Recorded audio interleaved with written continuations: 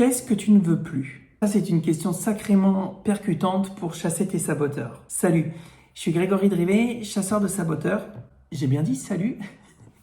Et je te permets de chasser les petites voix qui sont dans ta tête et qui t'empêchent de prendre conscience de justement ce que tu veux vraiment. Alors aujourd'hui, j'ai décidé de te donner 4 éléments importants qui vont te permettre de prendre conscience de ce que tu ne veux plus et de ce que tu veux. Premièrement, il est extrêmement important que tu établisses une liste de ce que tu ne veux plus. Savoir ce qu'on ne veut plus, ça peut paraître bizarre, et pourtant, c'est la plus grosse chose que tu sais. Quand je demande à mes chasseurs d'élite, que j'accompagne tout au long de l'année à chasser leurs saboteurs, ce qu'ils ne veulent plus, alors ils sont dithyrambiques, et au moment que je leur demande, et ça ne se dit pas ça en français, le moment où je leur demande, ce qu'ils veulent, c'est beaucoup plus difficile. Oui, notre cerveau, c'est d'abord ce qu'il ne veut plus. Donc, premier point, le problème, c'est que ça ne va pas t'aider, parce que le cerveau ne comprend pas le négatif. Le cerveau comprend que l'affirmation positive, regarde, ne pense pas à un éléphant rose. Non, ne pense pas à un éléphant rose. Non, qu'est-ce que je viens de dire? Ne pense pas à un éléphant rose. Tu as compris l'exercice. La formulation négative n'est pas reconnue. Donc, si tu passes ta journée à répéter ce que tu ne veux plus, ça ne va pas marcher du tout. Alors moi, je t'invite à écrire tout ce que tu ne veux plus pour qu'une fois pour toutes, tu puisses le sortir de toi.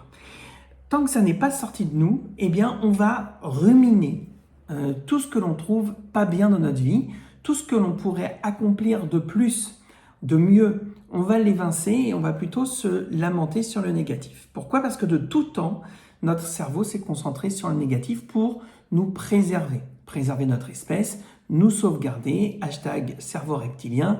Je te ferai peut-être un cours là-dessus un jour. En tous les cas, notre cerveau se concentre sur le négatif, car le négatif, c'est la peur, c'est ce qui va nous amener vers la mort. Alors mieux vaut se concentrer dessus pour éviter qu'il nous tue. Écris une bonne fois pour toutes cette liste, qu'on n'en parle plus, et ensuite rappelle-toi que de nommer le négatif ne va pas t'aider à aller mieux, bien au contraire. Ensuite, répéter le négatif, c'est le deuxième point que je voudrais t'apporter, ça ne va pas t'avancer à grand-chose.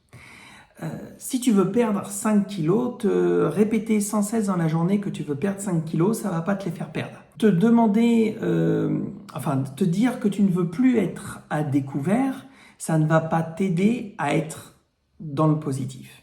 Répéter le négatif ne t'aide pas parce que le cerveau ne comprend pas le négatif et il va t'apporter tout ce qu'il y a en dehors de la négation, donc le découvert, donc les 5 kilos. D'accord? Mais en plus, te le répéter pour l'atteindre, ça n'a aucun sens. Il est vraiment essentiel, à un moment donné, de tourner cette négation en affirmation et en objectif clair à atteindre. Troisième raison pour laquelle te répéter ce que tu ne veux plus ne sert pas à grand-chose, c'est que tes saboteurs t'entraînent dans des scénarios négatifs, inconscients et répétitifs. Eux, ils se délectent de ces situations, et si tu te demandes comment en sortir, ou que tu te dis que tu ne veux plus cette situation, c'est certainement une situation qu'un de tes saboteurs drive pour te maintenir dans cette chose certes inconfortable que tu ne veux plus, mais que pourtant tu connais. Si tu ne veux plus crier à la maison et que tu répètes que tu ne veux plus crier à la maison, 1, c'est pas comme ça que tu vas t'en sortir parce que c'est négatif. 2, ça ne t'apportera rien de répéter ça en boucle, juste à culpabiliser. Et 3, dis-toi que si tu te répètes ça, c'est parce que il y a une raison actuellement sur le fait que tu cries à la maison. Oui. Et cette raison, les saboteurs la connaissent, mais pas toi. D'où l'intérêt de chasser tes saboteurs, d'aller dans cette compréhension qu'est le saboteur, oui, d'aller dans ce côté obscur que tu n'aimes pas beaucoup pour justement en tirer les ficelles et comprendre enfin l'utilité de ce comportement. Car lorsque tu auras compris pourquoi tu as ce comportement, tu arrêteras enfin de le faire. Ainsi, tu auras rompu cette chaîne de ce que tu ne veux plus. Quatrième élément que je veux te donner pour arrêter de répéter en boucle ce que tu ne veux plus. Tu te rappelles, tu as noté ce que tu ne voulais plus, comme ça c'est enfin sur le papier. En parallèle, c'est de noter ce que tu veux vraiment. J'insiste sur le mot « vraiment ».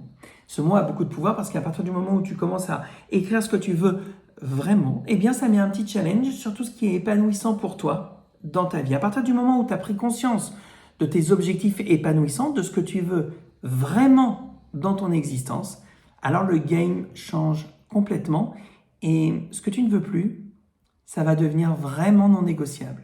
Et à partir du moment où ça devient non négociable, tu vas commencer à prendre des décisions claires pour les abandonner, pour pouvoir te focaliser clairement, concrètement, pragmatiquement sur ce que tu veux. Si cette vidéo t'a été utile, bien évidemment, je t'invite à la partager et également à la liker. En commentaire, je t'invite à noter une chose qu'à partir d'aujourd'hui, tu ne veux plus dans ta vie.